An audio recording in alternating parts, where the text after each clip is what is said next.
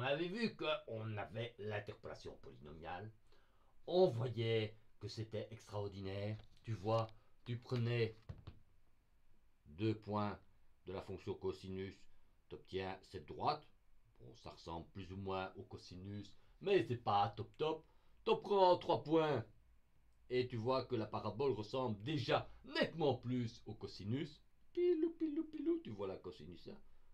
Tu prends 10 points comme ça, pilou, pilou, pilou, pilou, plein de points.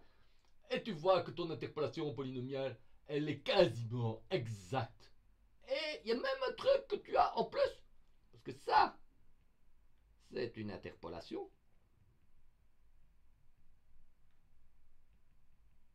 Mais tu observes, miracle, que cette partie-ci de la courbe, qui est en fait une extrapolation, ça a l'air de marcher aussi. Bon, c'est un peu un hasard, hein. Parce que si tu vas vraiment très loin, ça va plus faire le cosinus, hein. Mais le début est pas mal. Donc tu te dis, waouh, c'est beau, l'interpolation polynomiale, ce qu'on a vu au cours passé, c'est top du top du top.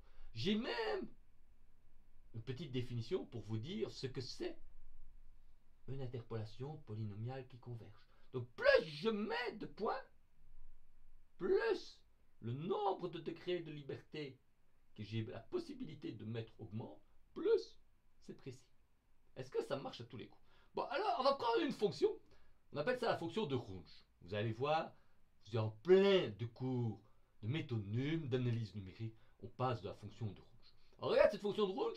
C'est une fonction qui n'est pas très méchante. Alors la fonction de Runge, c'est celle qui est en pointillé. Donc regarde, c'est celle-là. Ça, c'est la fonction de Runge. Voilà, on va mettre le trait un peu plus petit pour qu'on voit bien. Donc ça, c'est la fonction de Runge. Ok? C'est celle en pointillé. Alors tu vois, c'est cette courbe-ci. Hein, on va la mettre, on va bien la voir ici. C'est celle-là. Puis doubi doubi doubi doubi doubi doubi doubi doubi dou. Ya bidou bilou bilou bilou bilou bilou. Zlou pak chak bang blou glab bou bla bou. Tu vois? Donc tu vois, c'est une fonction qui n'est pas bien méchante. Ça fait une petite bosse. Et puis tu redescends doucement, calmement. Tu te dis, ça, c'est quand même pas une fonction thermoéconomique. Alors tu regardes, j'ai d'abord fait une interpolation polynomiale par un nombre de points qui sont ces points rouges là.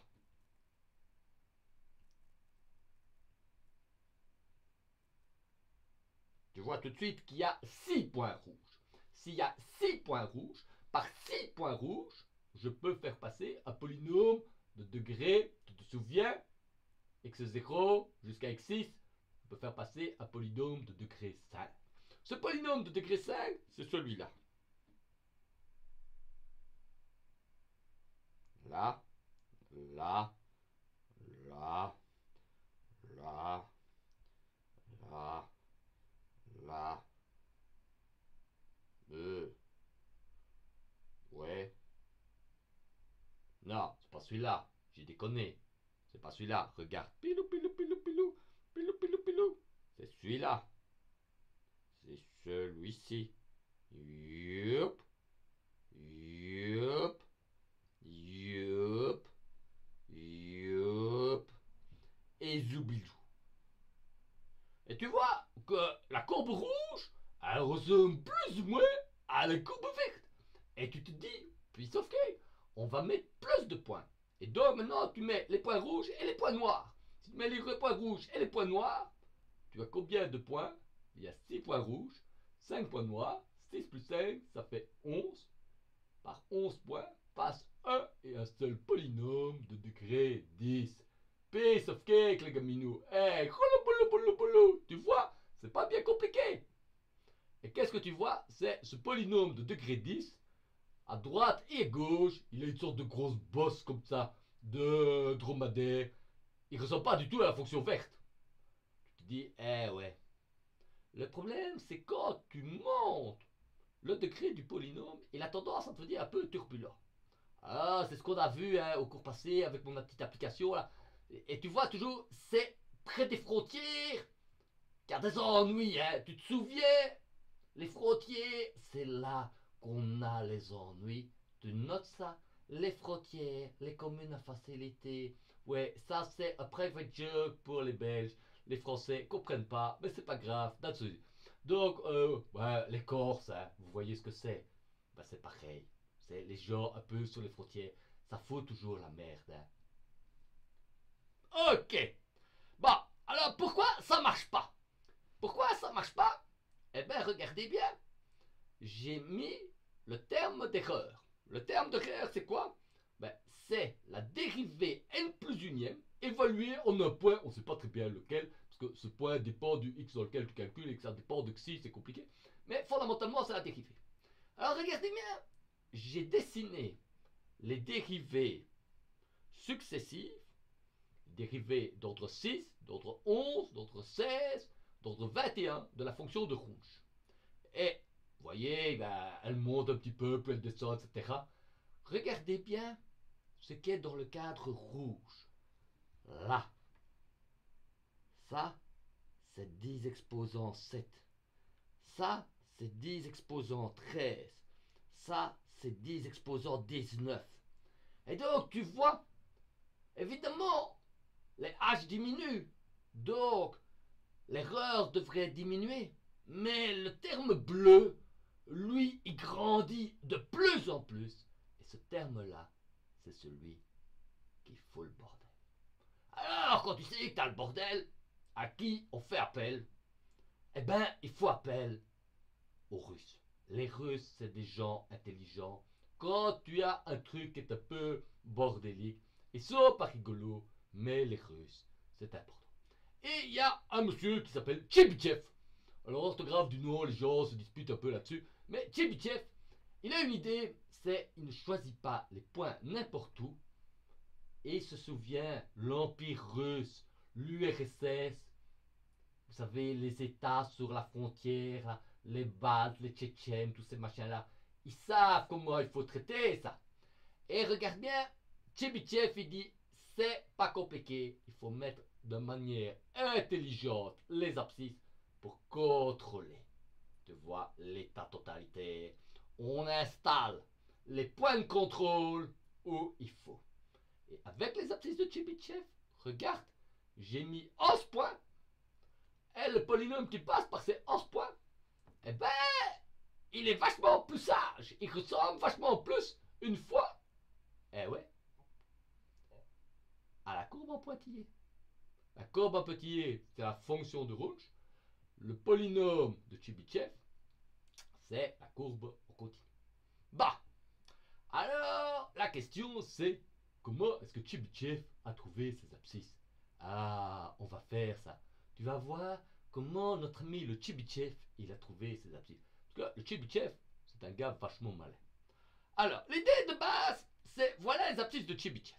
Alors, on va faire ça calmement, on va pas s'énerver, parce que si on commence à s'énerver, on va raconter n'importe quoi. Donc, l'idée de base. Alors, l'idée de base, c'est que tu as une fonction totalement inconnue. Bah, on va dessiner une fonction totalement inconnue. On va la dessiner en noir. Voilà une fonction totalement inconnue. Bilou bilou, sprouchayugamu, barsazum, boulum bagum, lambok, ça c'est une fonction complètement bizarre. Ça, glou, bigou, sarpiglou, bartagum, bashdayou. Ça c'est U. Ok? C'est une fonction totalement débile. C'est l'humeur de Poutine quand il a décidé, il a bu son petit verre de vodka et puis il se dit tiens, je vais aller tuer un ours quelque part. Tu vois, le truc totalement imprévu. Ça, c'est U de X. J'ai choisi 1, 2, 3, 4, 5, 6 points. Et ça, c'est mes astuces de Tchebychev. J'évalue ma fonction U de X totalement bigloutée par ces 6 points et je calcule un polynôme d'interpolation U H de X. Ok? Alors, l'idée de Tchebychev est la suivante. C'est, tu as une équation qui exprime l'erreur. L'erreur, c'est qu'il faut essayer de contrôler. Regarde bien ce que tu fais. Alors, Tchebychev, il a l'idée suivante. Regarde, si tu as par exemple 3 points, comme ça, ou si tu as 6 points, comme ceci, voilà, 6 points comme ça, plus ou moins, hein, et que tu fais ça toujours sur le même intervalle, ben, dans un cas, le h caractéristique ici va être évidemment beaucoup plus grand que le h qui est ici. Hein, on peut dire que globalement, on passe d'un facteur h à une sorte de truc à plus ou moins la moitié, quoi. Hein. Bon, ils sont variables, mais bon, plus ou moins. Ok. Ça, c'est quand on raffine. Et on ne se met toujours, pour simplifier le propos, entre moins 1 et 1. Si c'est pas entre moins 1 et 1, tu fais un petit changement de variable pour que l'intervalle soit entre moins 1 et 1, sans perte de généralité. Alors tu me dis, oui, mais le changement de variable, je sais pas. On va faire ça plus tard. Hein? On va pas commencer à s'énerver avec des trucs compliqués. Donc tu as comme ça. Bon, alors l'idée de Chebyshev est la suivante. Pilou, pilou, tu te dis quand même que ce type est pas con. Alors l'idée c'est, regarde, on va écrire l'erreur. Alors l'écrire, on l'écrit comme ça. Regarde. On va l'écrire ici. U moins de x moins UH de x en valeur absolue. Ça, c'est ce que j'avais dit, l'erreur. Donc ça, c'est la différence entre la courbe bleue et la courbe noire. C'est là qu'on veut diminuer. Alors, on sait que c'est inférieur à un terme bizarroïde. Et on va le mettre comme ça, entre trucs. On va écrire le terme bizarre. Et puis, une autre valeur absolue de x moins x0, x moins x1, punch punch punch, x moins grand xn, fermé, valeur absolue. Ok. Et ce qu'on avait vu, c'est que si toutes les abscisses sont au maxi, l'écart entre les abscisses le plus grand est h, c'est que ce truc-là, fondamentalement, c'est inférieur à n factoriel h n plus 1 sur 4. On avait vu ça. Le terme devant, tu as aussi ici à n plus 1 factoriel. Ok. Et tu as une dérivée, et ça c'est celle qui, on se souvient, qui fout le SMIL, c'est la dérivée unième, n plus unième, d'une certaine abscisse xi, qui elle-même dépend de x. Bon, on ne sait pas très bien laquelle c'est, mais on sait qu'elle existe. Donc c'est comme ça. Ok. Alors, tu vois tout de suite que si tu mets plus de points, qu'est-ce qui se passe? Si tu mets plus de points, ben, tu vas avoir deux choses. Tu vas avoir le nombre de points qui augmente, mais tu vas quand même avoir un effet positif, c'est que le h diminue. Ok. Alors, regarde bien l'effet d'augmenter le nombre de points. Le fait que n augmente et que h diminue, mais fondamentalement, si tu prends tous les termes rouges, tout ce que j'ai mis en rouge, tu vas obtenir n plus 1 factoriel sur n factoriel sur n plus 1 factoriel. Et donc tu vas obtenir ici un terme qui est h n plus 1 sur 4 n plus 1. Et l'idée de base, c'est que quand n augmente, que h est petit, hein, inférieur à 1, il est petit, petit, petit. Si tu prends un truc petit, que tu l'élèves à une puissance élevée, tu sais ce que ça fait quand même? Ça devient petit. Et tu le divises encore par n plus 1, qui est un truc qui va devenir grand. Donc ça va devenir... Donc globalement, quand le nombre n augmente et le h augmente, ce que tu peux dire, c'est que ce terme rouge, il descend à mort. Ça, c'est le côté positif de la force. C'est le truc qui est sympa. Ok? Donc, on va le mettre un peu sur le côté pour qu'on ait plus de place pour écrire la suite. Pelou, pelou, pelou. Par contre, il reste le terme bleu. Et le terme bleu, c'est celui qui fait que ça ne marche pas. Parce que le terme bleu, c'est tu prends la dérivée et tu vas chercher la dérivée de plus en plus élevée dans un truc que tu connais pas. Ça, on s'en fout. Ok? Et donc, qu'est-ce qui va se passer? C'est si n pelou grandit, ben, ce truc augmente, l'erreur augmente. Et Chebyshev, il voudrait essayer de diminuer l'erreur. Alors le terme bleu, la fonction tu la reçois, tu ne peux pas la changer, donc tu sais rien faire.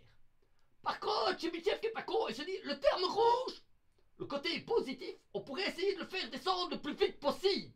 Parce que comme ça, on va faire descendre le terme rouge qui va descendre plus vite que le fait que le terme bleu grandit. Donc si le rouge, qui est le côté positif de la force, descend plus vite que le côté bleu, qui est le côté négatif de la force, ouh, ça c'est bon les gaminous. Si tu as ça, le rouge va gagner et l'erreur va diminuer. Donc l'idée de base de notre ami le Chebyshev, c'est on va prendre ce terme-là, et l'idée c'est diminuer. Il faut que ce terme, diminuer ce terme, ouais, on va peut-être diminuer ce terme, c'est pas vraiment ça. Hein. On voudrait plutôt dire s'arranger, ouais, combination, s'arranger pour que ce terme diminue le plus efficacement, hein, le plus rapidement. On va mettre efficacement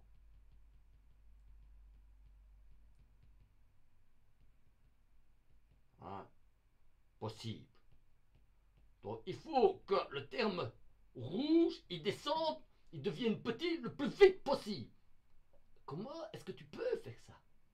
Eh ben, tu as un truc sur lequel tu as le droit de changer. C'est la position des X. Et donc, Chebyshev, il va proposer les abscisses de Chebyshev qu'on va définir comme ça. Xi est égal. Alors, c'est évidemment un truc qu'il a eu. On va dire, on prend cosinus, comme ça, de... Alors, j'espère que je ne vais pas mettre de faute. Je vais quand même vérifier parce que, bon, moi je ne connais pas ça par cœur. Hein. Donc, les abscisses de Chebyshev, c'est... On met ici 2i plus 1 fois pi. Et on divise tout ça par 2n plus 1.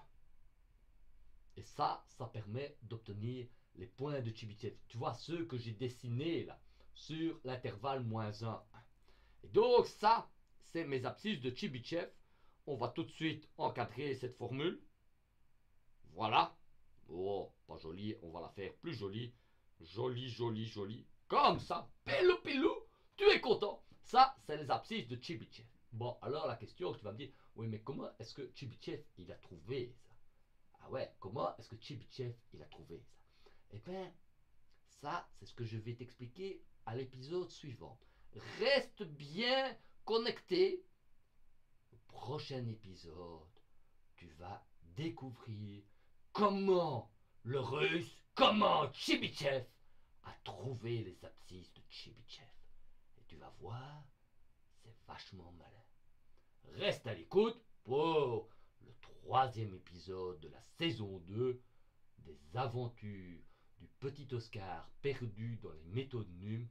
Ah, au sein de la ville fleurie de Louvain-la-Neuve, au lac apaisé dans lequel il reste un petit monstre qui va vous emmerder pendant des jours et des jours. Mais tout ça, c'est encore une autre histoire. Et alors, comme dirait l'autre, oui mais Vincent, là, tu racontes n'importe quoi. Oui mais si, on peut pas raconter n'importe quoi dans le cours. C'est tellement casse-pied, hein. Donc on va de temps en temps... Bon, là, vous voyez tout de suite que ça ne sert à rien, donc je vais arrêter cet enregistrement.